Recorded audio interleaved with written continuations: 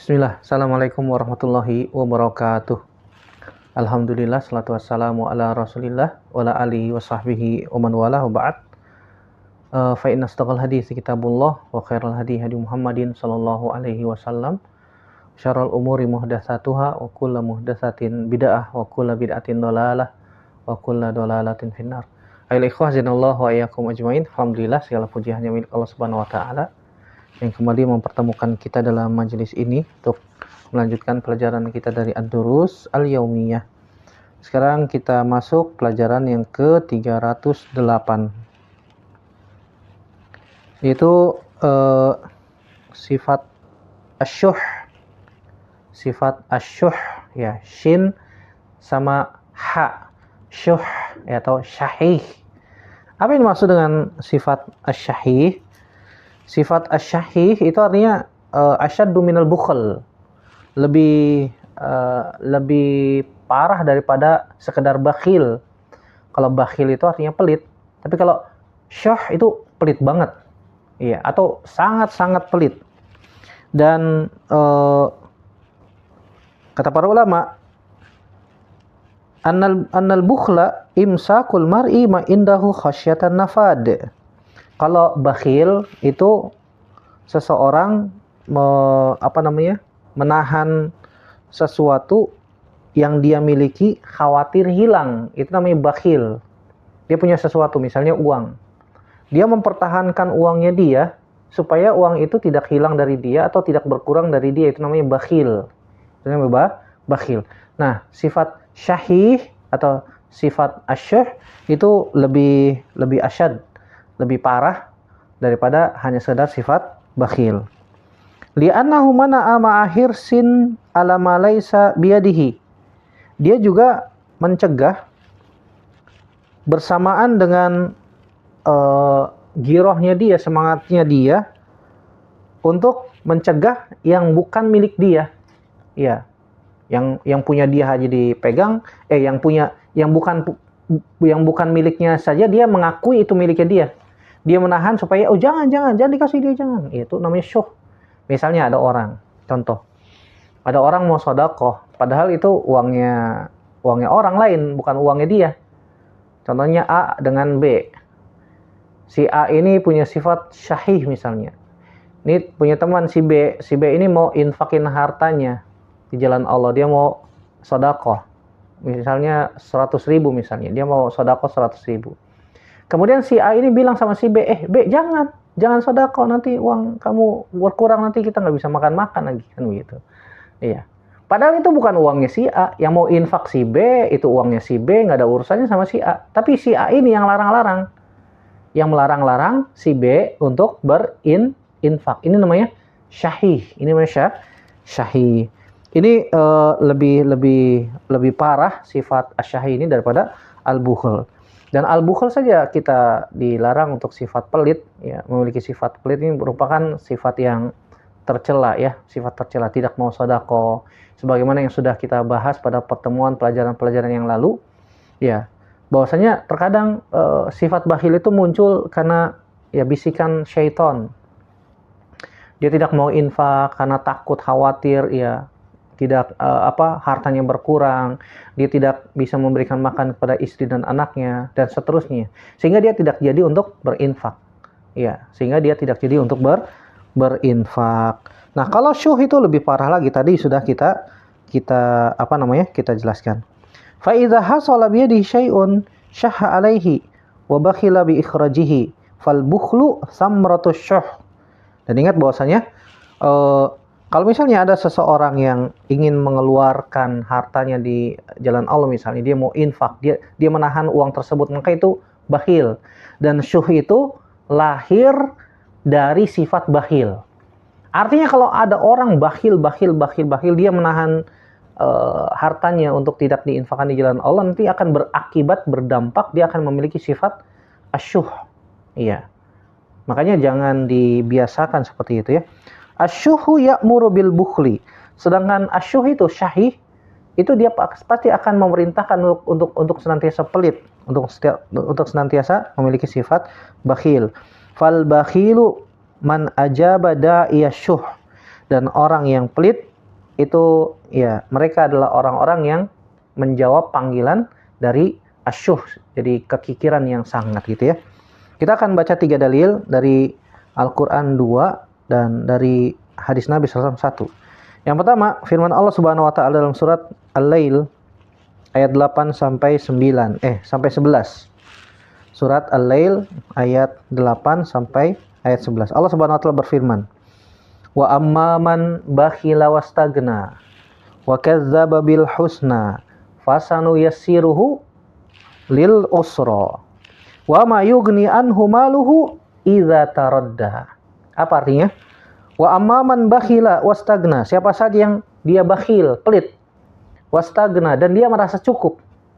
Merasa cukup, dia udah nggak perlu lagi sama Allah Subhanahu wa taala. Dia merasa sudah kaya, saya sudah triliuner, bilioner.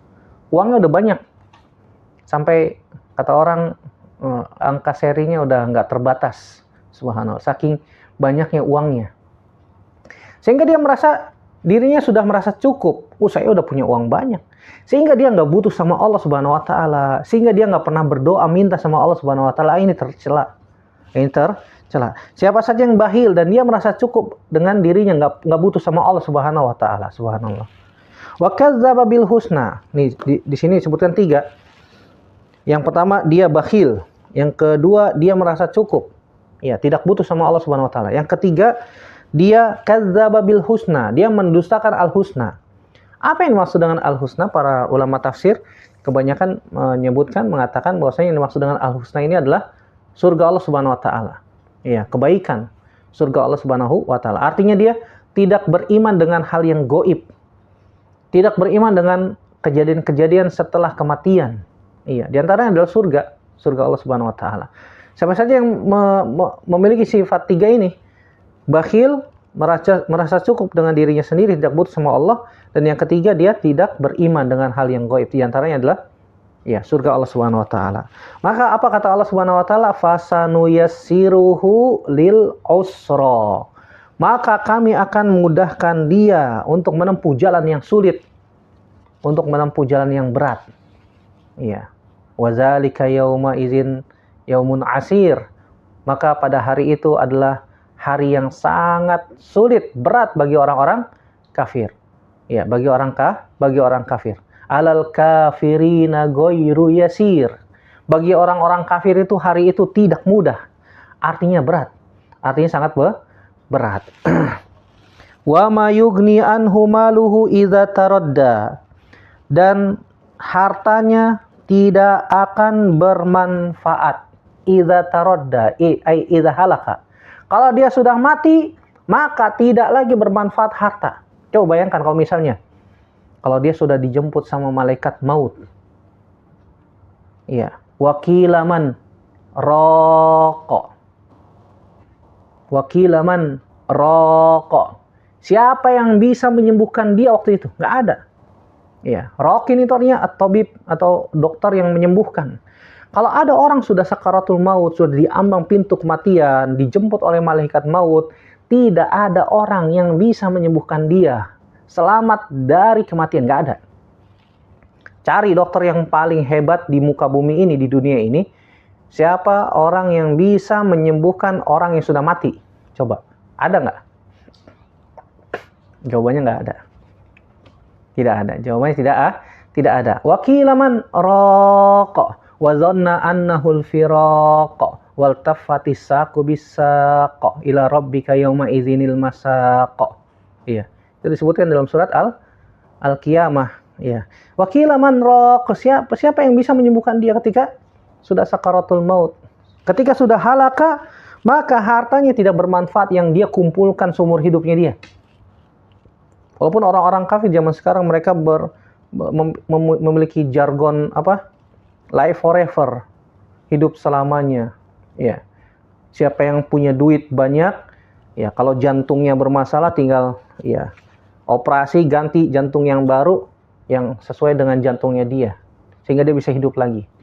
Tapi kalau sudah malaikat maut jemput dia pas lagi operasi, dipotong, ya mau dipindahin jantungnya diganti, tek langsung mati. Ya, tidak ada yang bisa menyembuhkan. Walaupun itu adalah dokter-dokter spesialis jantung yang paling hebat di muka bumi ini. Ya, tidak ada yang bisa menyembuhkannya dia. Tidak bermanfaat harta dia ketika dia sudah binasa. Dari sini kita bisa ambil faidah bahwasanya Allah Subhanahu wa taala, yang pertama, Allah Subhanahu wa taala memberikan memberikan ancaman bagi orang-orang yang memiliki 3 sifat ini. Sifat bakhil, pelit, ya. Bakhil saja pelit diberikan ancaman seperti ini, apalagi syuh. Apalagi punya sifat sangat pelit atau syahih, maka lebih parah lagi. Yang kedua, dia merasa cukup dengan apa yang Allah Subhanahu wa taala berikan pada dia, tidak butuh sama Allah lagi. Dan dia mendustakan al-jaza, hari pembalasan nanti pada hari kiamat. Maka Allah Subhanahu wa taala akan berikan dia jalan yang berat, jalan yang sulit, jalan yang sulit. Faidah yang ketiga yang kedua yang bisa kita ambil dari ayat ini adalah kita wajib beriman dengan hal yang gaib. Di antaranya adalah kejadian setelah kematian, dan ini termasuk bagian dari rukun iman yang kelima, yaitu beriman kepada hari kiamat, dan ini hukumnya wajib. Rangkaian seluruh rukun iman wajib kita imani seluruhnya, nggak boleh diingkari sebagiannya ya. Yang ketiga, tidak bermanfaat harta dan keturunan ketika Allah Subhanahu wa taala sudah mengirimkan utusan berupa malaikat maut. Iya. Yauma la yanfa'u malun wala banun illa man atallaha biqalbin salim. Tidak bermanfaat harta dan keturunan kecuali yang datang pada Allah dengan membawa hati yang selamat. Jadi kalau misalnya dia beranggapan bahwasanya hartanya bisa menyelamatkan dia, itu anggapan yang keliru, anggapan yang salah. Dan Allah Subhanahu wa taala akan membalas orang sesuai dengan amal yang mereka lakukan di dunia. Al-jaza min jinsil al-amal. Allahu a'lam bishawab. Ayat yang kedua di dalam surat At-Taghabun ayat 16. Allah Subhanahu wa taala berfirman, "Wa may yuqashuha nafsihi faulaika humul muflihun." Dan siapa saja yang dijaga oleh Allah Subhanahu wa taala dari sifat syuh, bakhil, maka mereka adalah orang-orang yang beruntung. Allah Subhanahu wa taala mengabarkan di dalam ayat ini orang-orang yang selamat dari perbuatan buruk. Ya, di antaranya adalah syahih. Dan ini merupakan taufik dari Allah Subhanahu wa taala. Ya, dengan kita berusaha untuk mengeluarkan sebagian dari harta kita yang kita miliki. Gak usah jauh-jauh kita infak kepada istri, kepada anak-anak, itu termasuk sedekah. Ya, jangan pelit sama istri. Ya, jangan pelit sama anak. Ya. Terhadap kebutuhan pokok ya.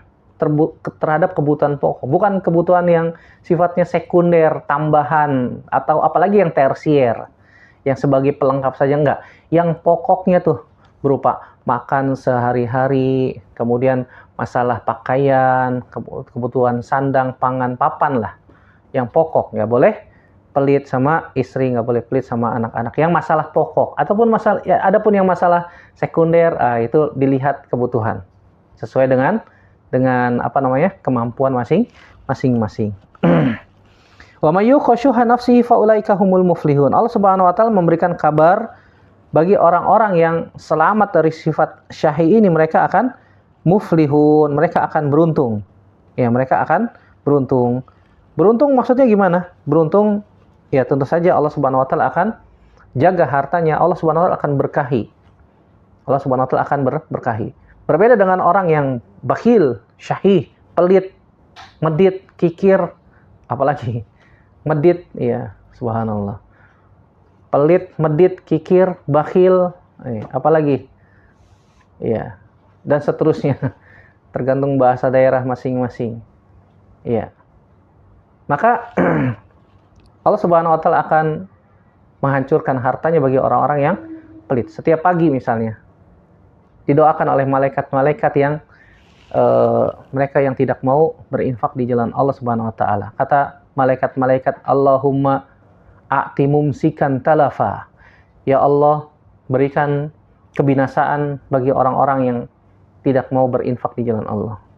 Berikan kebinasaan harta mereka orang-orang yang tidak mau berinfak. Adapun orang-orang yang suka berinfak di jalan Allah kepada orang-orang yang senantiasa berada di bawah tanggungannya, misalnya yang paling utama dan pertama dan utama, didoakan oleh malaikat, Allahumma a'ti munfiqan khalafa. Ya Allah, berikanlah ganti yang baik, berikanlah keberkahan dari harta mereka yang mereka infakkan di jalan Allah Subhanahu wa taala. Wallahu a'lam bishawab. Ya, ini merupakan sifat dari sifat-sifat orang yang beriman, hendaknya tidak memiliki sifat asyuh. Kalau misalnya ada pertanyaan, Ustadz, Abu Sufyan itu punya sifat syahih, Ustadz.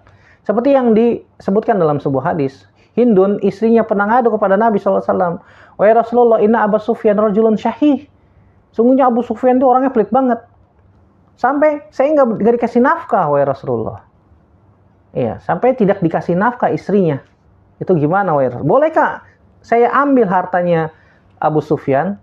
Kata Nabi SAW, kalau emang keadaannya demikian, Abu Sufyan nggak pernah kasih nafkah kepada kamu, istrinya, maka Nabi mengatakan, khuzi ma yakfiki wa auladaki. Atau kama qala Nabi SAW. Ambillah yang cukup untukmu dan anakmu. Seperlunya saja, tidak boleh berlebihan. Ya, seperlunya saja. Ya, tidak boleh berlebihan. Kebutuhan untuk makan dan kebutuhan untuk sehari-hari.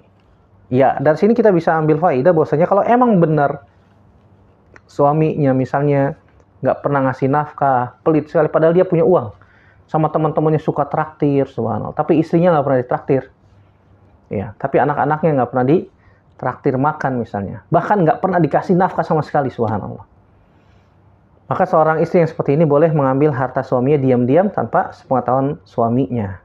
Seperlunya, tidak boleh berlebihan. Allahu a'lam bishawab.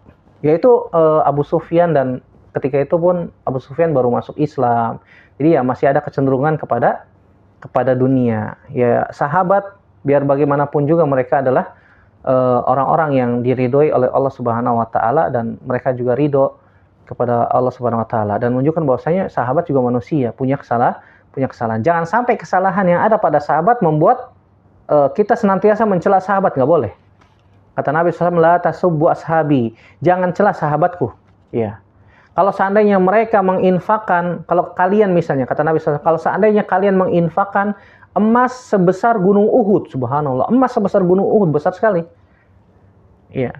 Tidak akan menyamai infak yang mereka infakkan, walaupun satu mud yang mereka infakkan, ataupun setengahnya.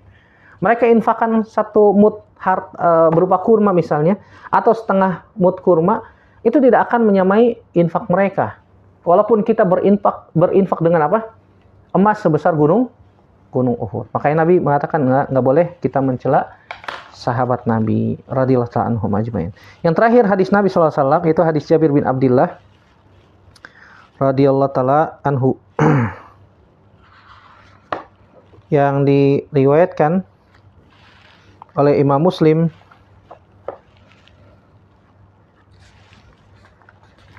Kata Nabi sallallahu alaihi wasallam, "Ittaquz zulma fa inna zulma zulumatun yaumal qiyamah. Wattaqus syuhha fa inna syuhha ahlaka man kana qablakum. Hamalahum ala an safaku dima'ahum wastahallu maharimahum." Rawahu Muslim. Hadis yang diriwayatkan Imam Muslim nomor 2578. Di dalam riwayat Sahih Muslim dari sahabat Jabir bin Abdullah radhiyallahu ta'ala anhu, Nabi mengatakan sallallahu alaihi wasallam, hati-hatilah kalian sama kezaliman, karena kezaliman itu adalah kegelapan nanti pada hari kiamat. Dan hati-hati dari yang namanya sifat asyuh atau syahih, karena sifat tersebut bisa membinasakan sebagaimana orang-orang sebelum kalian dibinasakan oleh Allah Subhanahu wa taala. Hamalahum, sehingga sifat syuh itu akan membawa mereka saling membunuh, menghalalkan darah di antara mereka, dan menghalalkan maharim atau mahram mereka. Ya. Ahalla ma haramallahu alaihi minan nisa, menghalalkan apa yang Allah haramkan atas mereka dari wanita. Wanita yang diharamkan bagi mereka, mereka halalkan, subhanallah. Ini merupakan perbuatan orang-orang jahiliyah zaman dahulu. Dari sini kita bisa ambil faidah yang pertama, al-bukhlu aduun li ahlil iman. Bahwa sifat pelit itu merupakan musuh bagi orang-orang yang beriman. Kenapa? Karena sifat ya orang-orang yang beriman itu adalah jud, dermawan, al-karam, mulia. Sebagaimana pelajaran yang telah lalu kita sudah bahas tentang ada 10 sifat atau tingkatan sifat al-jud atau dermawan. Yang kedua, al-bukhlu wa zulmu min asbabi intisyari al-jarimah. Pelit dan kezaliman termasuk salah satu sebab atau diantara sebab-sebab tersebarnya perbuatan al-jarimah, kriminalitas. Sehingga dari sifat bukhl, dari sifat pelit, dari sifat syuh, dari sifat syahih, dari sifat zalim, maka akan muncul adanya pembunuhan, adanya perampokan, mengambil harta tanpa hak, dan seterusnya, perzinaan, perjudian, minum khamr, dan seterusnya. Bisa jadi, karena itu merupakan salah satu sebab tersebarnya perbuatan tindakan pidana. Yang terakhir, az-zulm wa syuh min kabairiz dzunub. Bahwasanya kezaliman dan sifat syuh, pelit, sangat pelit ini termasuk dosa-dosa besar yang bisa menyebabkan pelakunya binasa di dunia maupun di akhirat. Dan dia nanti pada hari kiamat akan mendapatkan kehidupan yang sangat berat, menunggu pengadilan Allah Subhanahu wa taala di padang mahsyar. Semoga Allah Subhanahu wa taala menjauhkan kita semua dari sifat asy-syahih dan sifat al-bukhl. Semoga Allah Subhanahu wa taala juga memberikan taufik kepada kita semua agar kita diberikan kemudahan agar senantiasa memiliki sifat dermawan, berusaha semampu kita untuk menginfakkan harta kita di jalan Allah Subhanahu wa taala. Amin ya rabbal alamin. Demikian saja yang bisa kita sampaikan. Semoga bermanfaat untuk saya pribadi dan semua yang mendengarkan. Yang benar datangnya dari Allah Subhanahu wa taala saja, yang salah murni dari saya pribadi. Kita bertaubat kepada Allah Subhanahu wa taala dari kesalahan kita. Aku qouli hadza astaghfirullah li wa lakum. Terima kasih atas atensi dan perhatiannya. Semoga Allah Subhanahu wa taala menjadikan kita walaupun di media ini sebagai salah satu sarana penyebab kita dimudahkan jalan kita menuju surganya. Amin ya rabbal alamin. Aku qouli hadza astaghfirullah li wa lakum. Subhanaka Allahumma bihamdik, asyhadu an la ilaha illa anta astaghfiruka wa atubu ilaik. Wassalamualaikum warahmatullahi wabarakatuh.